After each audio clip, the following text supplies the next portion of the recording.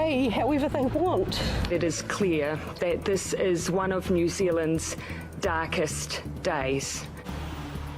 49 dead, dozens injured. New Zealand tries to cope with the worst mass shooting in the country's history as they wait for answers and for justice. You're looking live at Nathan Phillips Square, where a vigil will be held tonight. Torontonians standing in solidarity with the people of Christchurch, New Zealand. Hundreds are expected to attend. We'll take you there in about 5 minutes. First, though, the latest information we have on what happened in New Zealand as many attended Friday prayers. And a warning, some of the details are disturbing. I'm really lucky to be able to be alive. Around 1:45 p.m., Mohan Ibn Ibrahim was at Masjid Al-Noor, a mosque in central Christchurch. There was, when I heard first shoot sound from, I thought maybe it's an electric short circuit. Ibrahim soon found himself running for his life. A gunman had entered the mosque. He would kill 41 people before he left. When I was getting close by to the mosque, later on, I saw that there's, I think, 10 to 12 years young girl. She was just like a date on the road. The suspect, identified as 28-year-old Brenton Tarrant of Australia.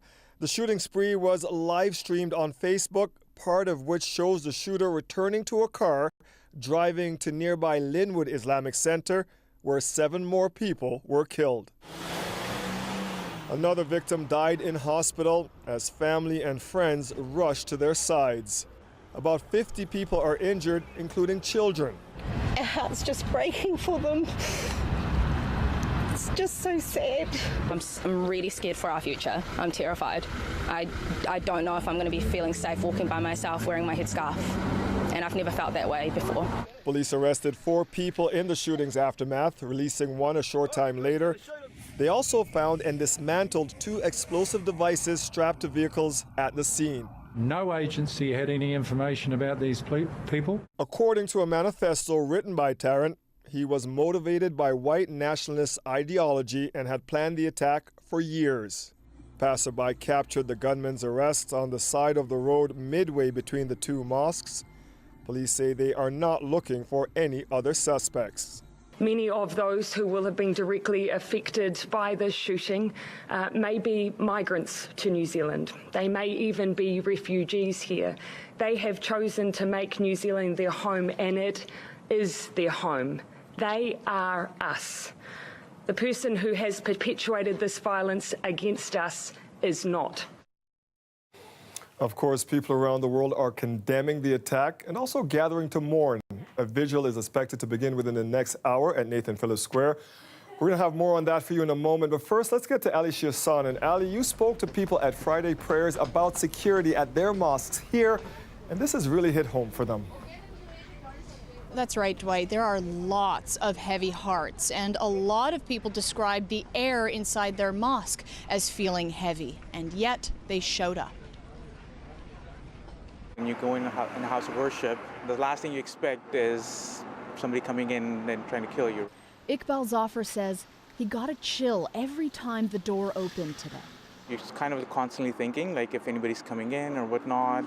And it's just one of those things, anytime when the door opens, what can you expect? Like, who's going to come in? For many people, attending Friday prayers felt different. There was a sense of, like, quietness. It felt weird, and I don't know how to put it into words best, but I think there was this like cloud above everyone where everyone's aware of what happened. At least 49 people executed. While New Zealand is on the other side of the world, the grief knows no boundaries. We feel all Muslims everywhere are one ummah, one people, you know, and it is as if it happened here actually. Police are visiting mosques across the GTA to quell fears of a copycat attack. The Imam actually assured us that he's contacted the police, and people from other cultures were here giving us wishing us condolences and stuff, so that's pretty good to see in Canada. Flowers like this, it's a small gesture, but what does it mean to you? It's mean that the world is still safe for us, and the world is still respect others. We have to be patient for these incidents, Of course, it is a very heartbreaking, and the message to all Muslim brothers and sisters to be patient and not to react. Mosques were full today, a show of perseverance, solidarity. Some people express that differently. The older guys, they're just like, let Allah deal with it. Let the day of judgment, they'll decide then. But for us, we want justice now. I looked it up online, seen all the casualties and everything. I don't know, it was just shocking to me and really depressing. I mean, what goes through? Yeah, of course. If the guys who did this are watching, just know that we're not going to get fazed by it because we're stronger than that. We're not going to be scared to, go to a mosque regularly. It's not. Some people might get scared. Oh, they're shooting in a mosque, and I'm not going today. No, going to the mosque on Fridays or whatever day, it's a blessing. It's a privilege. It's fun to go. It's you light in your heart, whatever. And you think that shooting up mosque and stuff like that is going to affect us by going there, no, you guys are wrong. Tonight's vigil here at Nathan Phillips Square will be just one of many happening across the globe tonight. Soon you'll see lots of candles and people sharing condolences. Coming up a little later in the show, we'll show you some of those. All right, thank you. All right, Ali, we're actually going to go to Adrian Chung right now. And Adrian, Torontonians are standing in solidarity with the people in Christchurch and with Toronto's Muslim community. Yeah, that's right, Dwight. A crowd is starting to assemble behind me. In just under an hour here, that ceremony, that vigil will begin here at Nathan Phillips Square. It's expected to be a multi-faith ceremony, again, to people of all faiths and backgrounds, to mourn the loss of those 49 people who were killed in New Zealand. And I'm joined by one of those attendees, Syed Hassan. Syed, when you heard about the news this morning about Muslims being killed, what was going through your mind? I mean, there's shock and there's grief and there's rage. I mean, we understand that there's this huge rise of racism and xenophobia around the world and in Canada, and it's literally killing our people. We know, for example, that the shooter put the name of the Quebec shooter on his gun, the Alexandre Bissonnette, and of course that he talked about the Global Compact for Migration, which the Conservative Party of Canada is also using to divide people and enrage people and create further racism. So it's a very dangerous time, and we're very worried. When you think about, again, that there have been, this is not the first vigil that we've had here in Toronto, that there have been attacks on people of all faiths, of course the synagogue attack earlier, and then you mentioned Quebec City, and then now in New Zealand. Is there a disconnect here of what is happening in terms of attacks on people of faiths? I think the biggest issue is that politicians are trying to divide us by making us hate Muslims, by making us hate immigrants. And so when we turn on each other, we don't take them into account. And this is just a ploy to win political votes. And in Canada in particular, the Conservative Party is doing it, the People's Party of Canada is doing it. We need to create an anti-racist immigrant rights movement in this country that pushes back against divisive rhetoric and takes up public space. We've created this thing called the Migrant Rights Network. It's a national organization that's doing popular education to tell people immigrants are not the problem, Muslims are not the problem, but it's the rich, it's the politicians. We are hurting, our communities don't have enough wages, we have lots of concerns about the future, but really it's not the immigrants who's at fault, it's not Muslims, that's not the issue. Thank you, Syed. Thank you, Syed. And so as again, you can hear that tonight's ceremony will be about an opportunity to come together, not to divide. Dwight. Thank you for that, Adrian. Now, this news is also particularly difficult to hear from Quebec's Muslim community, still dealing with the events of 2 years ago. I'm really shocked, and in my mind, I think, why those people attack us? Why? People gathering for Friday prayers in Quebec City say they can't help but relive the shooting at their own mosque in 2017. A gunman stormed the Islamic Cultural Center, killing 6 men and wounding 19 others. The name of that assailant was written on one of the ammunition magazines used by the New Zealand shooter. That shooter here is serving life in prison after pleading guilty.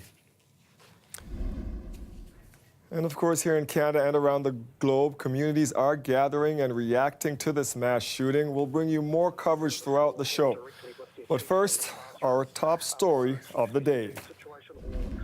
The future of Ontario's education must focus on our children and respect the wishes of their parents. Ford government revealed some big changes to overhaul Ontario's education system this morning. The PC government announced an increase in class sizes for middle school and high school students, changed the lesson plans for elementary students studying math and sex ed, and introduced a province-wide cell phone ban in classrooms. Farah Morelli joins us now to talk about one of these changes. And Farah, a lot in this announcement, but the one that's drawing a lot of attention is class sizes. What can you tell us about that? Well, Dwight, what the government's essentially doing is increasing class sizes the most for high school students. But there's some mixed messages about just how it's going to do that. The Minister of Education said today that 0 jobs will be lost as a result of this change, but not everyone's convinced that's actually true. And now it's time to set Ontario's schools on a new sustainable path. It's a major overhaul for students across Ontario. Big changes are coming to math, health and physical education, and we're looking at phasing in the class sizes over the next 4 years. Here's what the government has in store. For students in kindergarten to grade 3, there will be no changes to class sizes. For students in grades 4 to grade 8, the class size cap will go from 23 to 24. The most significant change will be for high school classrooms. The previous cap of 22 students is now 28. That means there will be 6 more students per classroom. Our strategy will not see one teacher lose their job. Not everyone's convinced that's true. When you increase class size averages, you increase the number of students per class, etc., you decrease the number of positions that are needed. That's clear math. Teachers say they're getting a completely different message from the government. Prior to the minister's announcement, we asked the question about potential loss of positions across the system, and the response from the ministry staff was approximately 4,500 positions would be lost. Teachers took to social media today to break down their numbers. The Catholic Teachers Association of Ontario says 5,000 jobs will be lost from this announcement. The Secondary Teachers Association says, for its part, 3,600 positions will disappear. That would mean to the ability to deliver program. It's absolutely devastating. It's a sledgehammer blow to the education system in Ontario. There is going to be a massive resistance. What we saw here today is that they're going to receive fewer resources, fewer one-on-one attention in the classroom, and at the end of the day, it's students that are going to suffer. We need to be real. We know not everyone will agree with every single part of our plan. The minister said little today on the impact larger class sizes could have on students. She walked out before answering all the questions from reporters.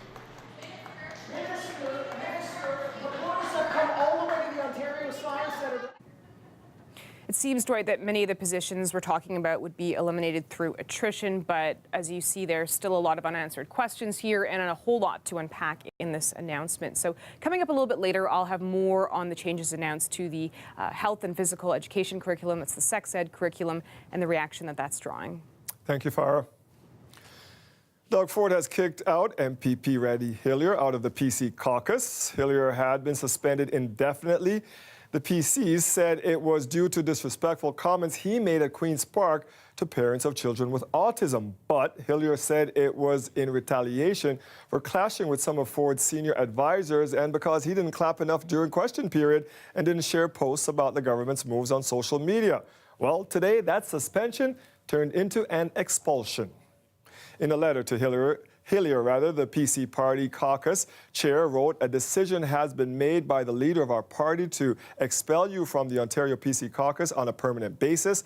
This decision has been made after a full review of your conduct prior to and after your suspension," adding, "While the leader was prepared to sit down with you, he was disappointed that you continued to escalate the situation in public." With Hillier out, that makes it 3 PC MPPs who've been kicked out or have left the caucus. Jim Wilson was forced to resign after a staffer made an allegation of sexual misconduct, and Amanda Simard left the PC party in response to changes made to the party's francophone policies. Do have an announcement, and that is that your girl is getting her own NBC late night show. She's Scarborough born and raised. You may know her as Superwoman, and now Lily Singh is getting her own U.S. late-night talk show. We'll bring you that story coming up a little later.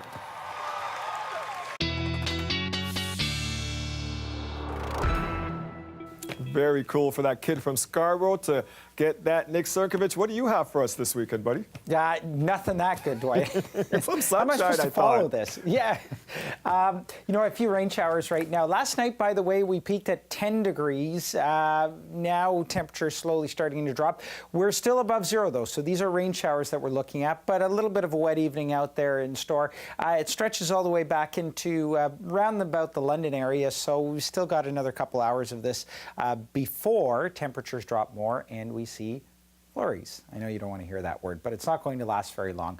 Right now we're sitting at 5 degrees, so temperatures slow to fall through the day today. Overnight tonight down to -3. Again, a few flurries here, not snow. Flurries in some areas, especially north of the GTA. Feels like -12 with the wind chill. Tomorrow 2 degrees, although a cool start to the morning. But I am going to leave you with this in terms of our long-range look at temperatures. We've got to get through a couple days of sort of cooler or below seasonal weather. But as we move through mid next week, I promised this to you yesterday and I will promise it again. It looks like the trend is upward to above seasonal temperatures, and that seems to last toward the end of the month. We'll have your full forecast details coming up in just a bit. We'll see you in a bit. Thanks, Nick. Bye. Many bullets.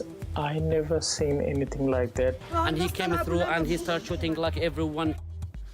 A country devastated as a gunman kills at least 49 people at 2 mosques in New Zealand. Coming up, we'll bring you more coverage from our city and from around the world. Stay with us.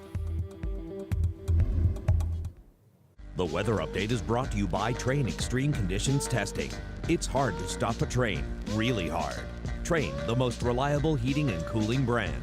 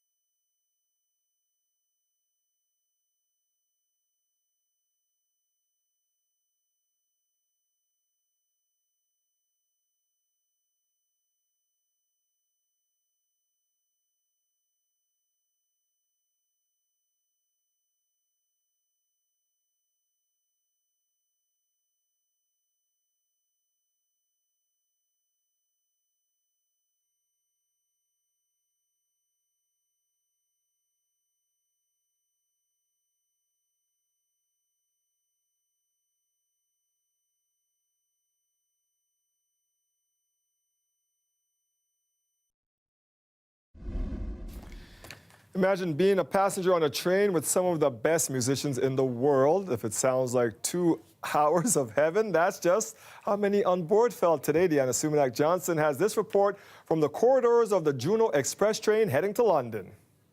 There's a real romance between musicians and trains. If you think about Gordon Lightfoot's The Railroad Trilogy or Johnny Cash singing about that train coming, rolling round the bend. And this might be why the Juno Express has quickly become one of the most popular traditions of the Juno weekend. This year, the 2-hour ride between Toronto and London, Ontario saw around 200 or so musicians, music industry insiders, journalists, and yes, a few select fans get to hang out, just chill out on the train and listen to some tunes. There's no holding us down, yeah, we got this. Yeah, it's our time to shine. Whoa, whoa. For many of the artists on board, like the Washboard Union, who are nominated for Breakthrough Group of the Year, this is a chance to connect with other artists who they don't normally get to see while everyone's on tour. Even when we're on tour, sometimes we'll pass other artists, that they'll play the night before or the night after, and you don't actually get to hang out with them. Or you play the same day and you have to leave before their set's done or whatever the case is. So these award things are really a good opportunity to catch up with your friends. And of course, this train ride just lets everyone have a little breather before the Juno weekend truly kicks off with events around London, Ontario, so many performances and unlikely collaborations. I got a chance to speak to pop singer Tyler Shaw, who was also nominated for Juno this year, going up against Shawn Mendes. I feel good. I mean, like you said, stiff competition. Bulow, Chromeo, Shawn Mendes. It's gonna be a tough category. Yeah. I decided to call him up and be like, let me have this one. You can take album of the year. I'll take pop album of the year. And of course, the whole weekend will culminate on Sunday night when Sarah McLachlan will host the Juno Awards broadcast. Deanna Sumanak-Johnson, CBC News, on the train between Toronto and London, Ontario. Looked like a lot of fun. Okay, Carson, Letterman, Leno, and Singh. A Canadian is joining the late-night talk show lineup. Scarborough's Lily Singh, who rose to prominence as a YouTuber, is now hoping her legions of fans will follow her to television. As Greg Ross tells us, Singh broke the news last night on another late-night talk show. Your girl is getting her own NBC late night show! Lily Singh made the announcement on Jimmy Fallon's show. She has signed on with the American network to replace Carson Daly in NBC's 1:30 a.m. time slot. Can I tell you what it's called? Yes, it has a name? It has a name. Yes. It's called A Little Late with Lily Singh.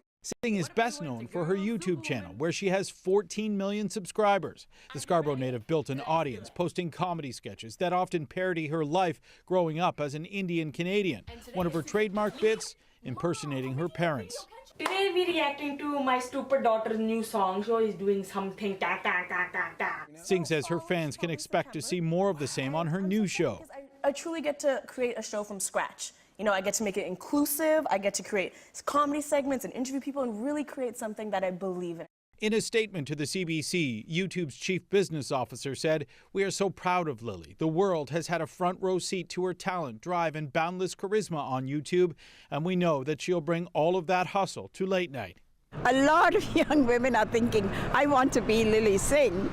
Kripka Sekar is the executive director of the South Asian Women's Centre in Toronto. She says Singh is someone young Canadian women can look up to, especially those who share her South Asian heritage. For them, this would be very, very inspiring indeed to be able to find that, they have a role model in Lily who at a very young age has gone to this kind of a position. She comes from very, very ordinary, immigrant beginnings like all the rest of us have. It feels like a good day. I hope you're having a good day. Smile! My teeth are crooked. Singh says her new show is set to debut in the fall. I want to take a photo. Now we're in the embassy family. Let's do a cheesy family photo. There we go. Greg Ross, CBC News, Toronto. I'm Ali Chiasson live in Nathan Phillips Square, where a vigil will be taking place for the victims of the New Zealand mosque attacks. Coming up, we speak to some people who want to send their condolences across the globe.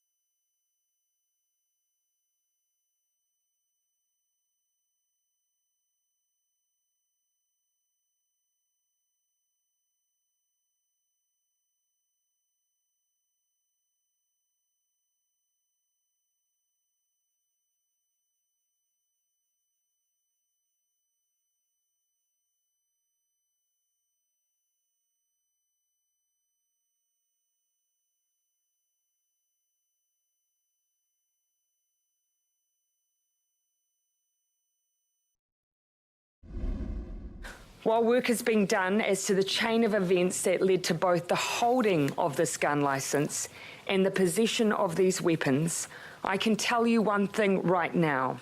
Our gun laws will change. New Zealand's Prime Minister promising action in the aftermath of a devastating massacre. Tightened gun laws, she says, are coming after a shooter killed 49 people in 2 mosques, leaving dozens of others injured. It's a debate we've had here in our city as well, following shootings and deaths. Our Ali Shiasan is live at Nathan Phillips Square tonight, where a vigil is being held. Getting a sense of the grief there, Ali. What action do people here want to see following such a horrific event? Well, Dwight, when these things happen, a lot of people say, and politicians included, will say that they send their thoughts and prayers. But I want to bring in Manal here. And you said that's just not enough. What do you feel when you hear, we send our thoughts and prayers to people who go through this? It starts to feel repetitive after a while. You get so many tragedies in the news cycle constantly, and for everything there's a response with sending our thoughts and prayers. And after a while it sort of desensitizes you a little bit to what's going on and how you can help also. It feels like that's all you need to do for somebody who might be in trouble. So yeah, I mean, it feels like that it's not enough. There should be actionable items that we talk about and we discuss, and also just this it turns into a phrase. It kind of turns into a slogan after a while, and it doesn't feel like it does anything. Like a cliche. Like a cliche, exactly. We just heard the New Zealand Prime Minister calling for stricter gun laws. Is that something that you think about too? When something like this happens across the globe, do you think about what we could do here? Absolutely. I know that whenever something happens in the States, we always talk about this, that gun laws need to be stricter. Even here, though, there is potential for access to these things, and sometimes people will say, maybe we should all be armed, but I don't think that's the solution at all. There should be capped back. There should be more safety measures. There should be more rhetoric that promotes just safer ideas and better ways that we can get things done. Just take me to what you were going through when you heard the news last night. Last night, I was out with my friends, so we didn't realize the scope of it for a while. Someone was on their phone and they checked and they said, oh, something happened in New Zealand and there was a big shooting. But again, because you hear that so often, we're like, oh, that's terrible, but moving on. Then we go home and all of us are individually on our phones and checking the news, and the scope of it just gets bigger and bigger, and the numbers feel like they're increasing. And then overnight we were so shocked at what had happened exactly, and then the Facebook Live video and all these different details started coming out. So by the morning you felt helpless and you didn't know how this happened, why it happened, and just. So what kind of message does a vigil like this send? If at any time somebody faces a tragedy, myself included, if somebody else reaches out and says, hey, I hear you, or I know that this is happening for you, I support you, and we're all here together, then it really does. I feel like it helps a little bit. And this is on a global scale, so I'm sure Toronto's not the only city that's doing this. I'm sure there's ones around the world that people are doing, because it's not just an issue that New Zealand is facing, it's an issue that the entire world is facing right now. Thank you so much for sharing that. So yeah, Dwight, this kind of grief certainly knows no boundaries. I'll send it back to you.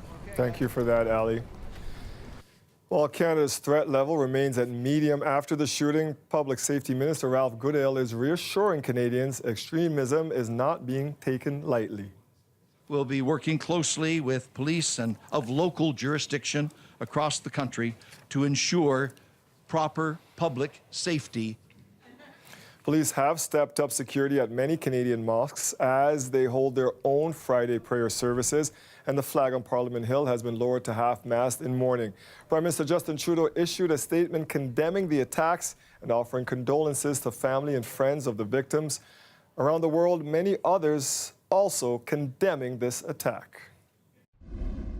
The murderous Islamophobic and terrorist attack just hours ago on 2 mosques in New Zealand is yet another terrible reminder that racism kills. Delegates to the United Nations Human Rights Council stood in silence. The New York Stock Exchange also came to a halt minutes before the opening bell. And in Norway, the tragedy brought back memories of a 2011 attack in Oslo that claimed 77 lives. The attack brought chaos to the community of Christchurch, with many still feeling shaken there. Coming up, we'll speak to the deputy editor of a news outlet, Their Stuff, who was covering this story as it was breaking. Hundreds of young people gathered at Queen's Park today, rallying to demand action on climate change. Climate change is an important issue, and we need to hold governments responsible. We need to demand change. The older generation has continued to burn carbon. They have continued to poison the oceans and the air. We demand the world's decision makers listen to the experts and take responsibility. The Toronto rally is part of a bigger movement organized by youth from around the globe. Tens of thousands of students in more than 100 countries took part in the so-called Youth Climate Strike. Similar rallies have been held on Fridays worldwide for months, but today's events had the biggest turnout. That's because today is the 15th, and students wanted to draw attention to the 1.5 Celsius warming cap that was a stated goal of the 2015 Paris Agreement. The rally started last August after Swedish teenager Greta Thunberg skipped school to sit outside Swedish Parliament and call for action on climate change. The 16-year-old led a protest in Stockholm today. While those students rallied for change, change is coming for students when it comes to their education here. We have more now on the Ontario government's plans detailed today. Farah Morelli joins us again. And Farah, the government says they do plan to include lessons on gender identity and consent again. That's right, and this is new, Dwight. Remember, this was the subject of a lot of controversy last year when the PC government took power and announced that it was going back to the 1998 version of the sex ed curriculum. It sparked protests from parents and other activists because this curriculum, of course, didn't have any discussion on those issues that we're talking about here, consent, gender identity. But today, Lisa Thompson said that's changing. They will now be part of the curriculum, but gender identity will only be taught starting in grade 8 instead of grade 2. We heard from parents, and they told us some concepts were being taught way too early. So we're going to raise the age on some concepts. But I assure you here today, we are going to keep them all in the curriculum. Okay, so what kind of reaction are you getting to that announcement?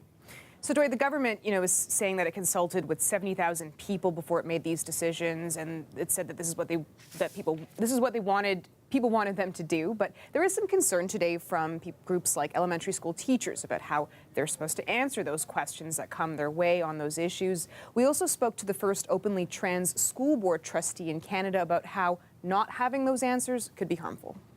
When we teach puberty and then wait 4 years before teaching the existence of trans people and gender identity, that's 4 years of somebody being uncomfortable, not understanding who they are or the feelings that they're having. And another thing I should add, Dwight, is that the government is also giving parents the option now to opt out of certain parts of the sex ed classes. It says that it'll have online modules that it can share with parents if they prefer to have those discussions on their own. We don't yet know, of course, what this curriculum will look like exactly. The government is still putting that together, so we'll have to wait and see to learn more details on that. Yes, we will. Thank you, Farah.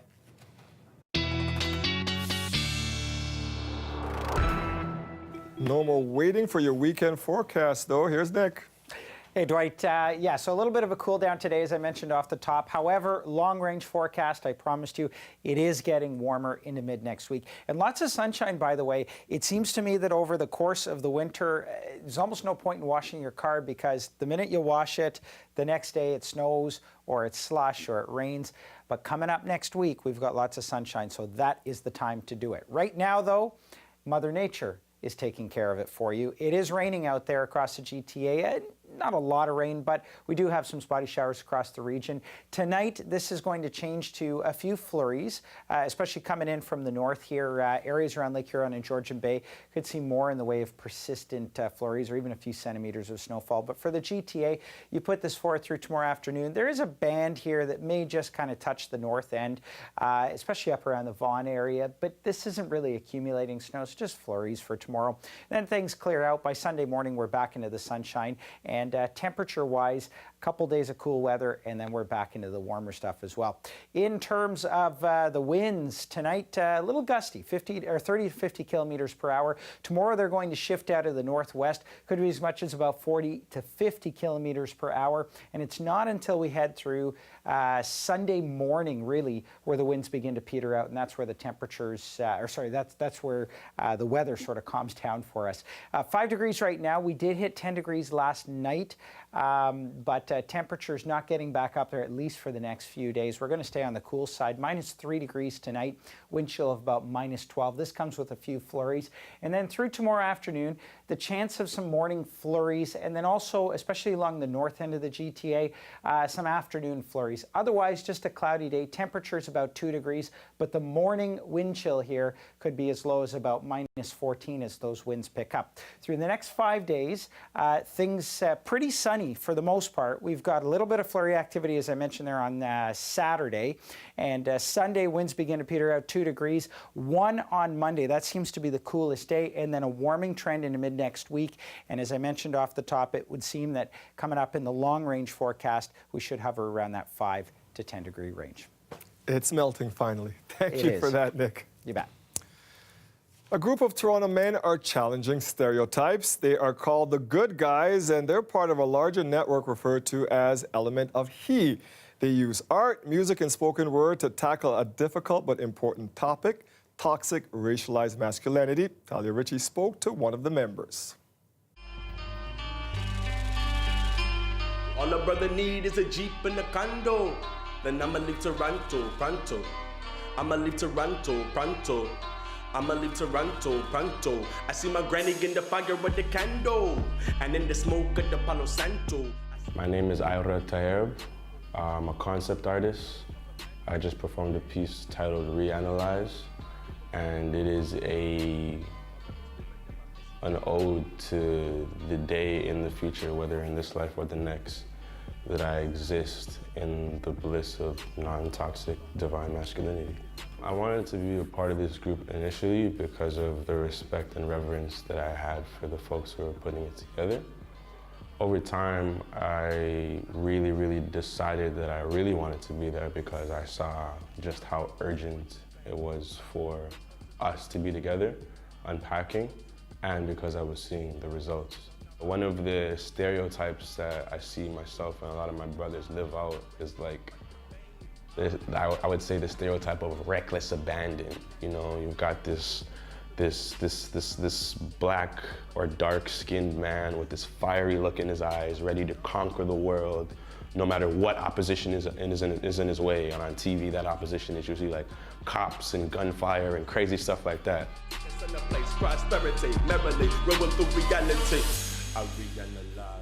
I think I've changed a lot of minds with the conversations that I've had. Art is a great way to communicate this message because one of the things that makes art so special is that it allows the artist to experience the fullness of themselves and express the fullness of themselves. And there's certain things that you can do through a performance that, through my experience, you just aren't able to do through a conversation, especially a difficult one or a heated one or one with two very strong and or opposing realities. I think the most important thing for other folks to know is that we're trying. That's implying for me, that must mean money for my family tree. I invest, nigga. See you left in the west, I don't rest, nigga. In the east, I'm a beast, I confess, nigga. I got on stage to profess and undressed. I became my minds, I'm my main, I protect and I reanalyze the words of the wise while I be looking in both of your eyes. It's a full story on Element of He this weekend on Our Toronto, Saturday at noon and Sunday at 2 p.m. right here on CBC television. London is ready to throw a big party this weekend. They are hosting the Juno Awards this year, which just so happens to fall on St. Patrick's Day weekend. Chris Ensing has more on how the city is preparing. We know the music will be good, with legendary Canadian musicians hitting the stage. But will the show wow? I won't tell you what the opening of the show is, but we got a barn burner of an opening that I think is going to blow the roof off this place. A big promise from a Juno fixture. Brunton has been working Juno Award shows for decades. Sunday will be his 25th show, and he promises a feast for fans. And now the whole show is about, taking our show on the road to the fans. And we actually have pushed the industry off the floor, and we have the fans pinched right up to the edge of the floor. So it's been a huge evolution since I started doing the show. That has acts like Juno-nominated and performer Bahamas pumped. I travel all over the place, and I'm sure there's more prestigious places to go to, but more as I get older, and especially now that I have kids, I just think Canada's great, and any opportunity to play here I'd take, There's just so much to discover in a town like London. I feel like I've just scratched the surface, so I'm sure there's lots here to find. People in the city are throwing their support behind the sold-out show. Yes, a little rain sort of dampened the parade today, but you can bet on Sunday they'll be there in full force, ready to celebrate Canada's best. Chris Hensing, CBC News, London. Should be a fun award show this week, and you can watch the Juno Awards on CBC television this Sunday, March 17th. CBC will have a full day of Juno programming. The award show itself begins at 8 p.m. Eastern Time from London, Ontario, the Forest City. You're looking live at your skyline tonight. The CN Tower has gone, oh, it's right there. It's gone dark tonight in honor of the victims of the attacks in New Zealand. And coming up after the break, we're going to speak to a journalist who was in Christchurch during the attacks. Stay with us. We will be right back.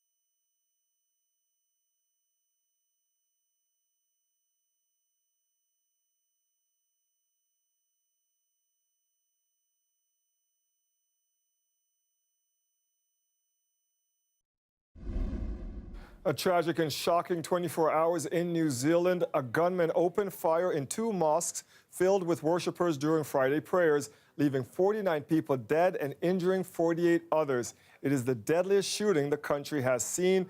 It is now morning in the city of Christchurch where all of this unfolded. Keith Lynch is the deputy editor of Stuff, an online news site in New Zealand. He was at work in Christchurch when reports of the shooting started coming in. He joins us now. And Keith, let's start with how people are processing what happened there this morning. This is such an incredibly shocking event and so unexpected in a peaceful, quiet city like Christchurch. I think people are mostly still in a state of shock and not really coming to terms with the enormity of what's actually happened. Christchurch's streets were pretty much deserted last night. I drove into work this morning and there's very, very few people around, and I expect that'll be the case for today. What was going through your mind when you realized just how big and tragic this attack was? Oh, look, a total sense of disbelief and shock. I just I never expected something like this to happen in Christchurch. It's kind of a sleepy, beautiful city in the South Island of New Zealand, and the fact that this kind of terrorism has come here is just, it really is hard to process, and I think the city and the country will take a while to realize how big an event this is and how it will actually change this country. You had reporters at the scene. Can you describe what they were seeing and hearing? Yeah, so we heard about the incident from an eyewitness who called one of our reporters and said she saw 3 bodies outside the mosque and had heard at least 20 gunshots. And obviously this was very, very early information. One of our visual journalists arrived at the scene and rang us immediately and told us that he saw a number of bodies outside the mosque and blood everywhere and scenes of total carnage and chaos. Some more of our reporters immediately spoke to people who had somehow survived what happened inside the mosque, that has taken refuge in, like, the bathroom, managed to not be seen by the killer and to escape. It was just sheer chaos yesterday afternoon when this horrible tragedy occurred. It's Saturday in New Zealand, and the gunman is supposed to make a court appearance shortly. What do we know about the attacker at this point, Keith? Yeah, so the Prime Minister has just spoken about the attacker a little bit and confirmed that he was not on any police watch list and had not committed any crimes in New Zealand. We understand that the man that will appear in court very soon is a 28-year-old Australian. He has posted a manifesto online, which we decided not to report much detail around because we didn't want to give Vice a platform to his ideology. But it seems to be that he is motivated by extreme racism and hatred. Our thoughts and prayers with you there in New Zealand today. Thank you, Keith. That was Keith Lynch in Christchurch, New Zealand. He is the Deputy Editor of Stuff, an online news website. Keith, thank you. No problem. You can follow all of CBC's coverage of the tragedy shooting in Christchurch, where you can find it right there, on our website. Stay with us. We'll be right back.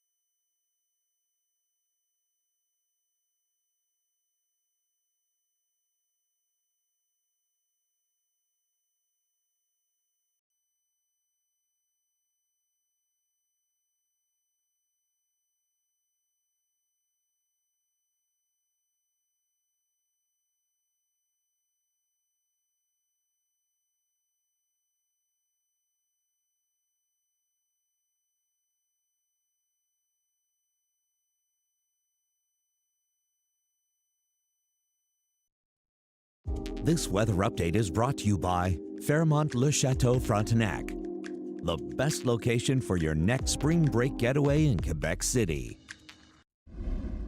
We are in a fight to keep antibiotics working, and shrimp is a popular seafood in our country. But a lot of the countries we import it from use antibiotics in fish ponds to fight bacteria. So CBC's Marketplace decided to look to see if antibiotic resistance is ending up on shrimp here. David Common joins us now. To start, David, let's find out why your team decided to look into this. Well, Dwight, we were concerned by some of the track records of the countries where we get most of our shrimp from. That's primarily India, Vietnam, China, and Thailand. And the track record for shrimp farmers in those countries to use buckets of antibiotics. We randomly tested supermarket shrimp imported from India, China, Vietnam, and Thailand, and took them to microbiologist Joe Rubin. What we're looking for are different types of antibiotic-resistant bacteria. Many had bacteria like E. coli, and in almost 1 in 5, what they found was resistant to common antibiotics, so-called superbugs. Most of Canada's shrimp comes from Asia, where antibiotics are often used to control bacteria in shrimp ponds. But there's worldwide concern that practice increases the risk the bacteria will adapt and become resistant to antibiotics. The challenge that we have to deal with now is that those countries don't have the same regulations that we do. So that sounds a bit like a backdoor. That's correct. Jerry Wright is perhaps Canada's foremost authority on antibiotic resistance. What would be a really good idea is to prevent them from getting in the first place. Canada does not allow antibiotic use on any shrimp, imported or otherwise. But Marketplace learned Canada's Food Inspection Agency isn't even testing for superbugs on our shrimp. Instead, it's been testing for antibiotic residue. And now industry insiders tell us that direct testing is itself being reduced in favor of seafood importers doing more of their own testing. So what should happen now? We asked the federal health minister. I am absolutely committed to make sure that I get in touch with our CFIA officials to find out exactly what is being done in this area, and then from there making sure that we ensure that Canada's food supply is safe for all Canadians. Cooking can kill many superbugs, but there's also the risk of cross-contamination. Take a look at where we detected it in this test kitchen using luminescent gel. Get that bacteria on your food and inside of you. The common antibiotics used to fight your next infection may not work.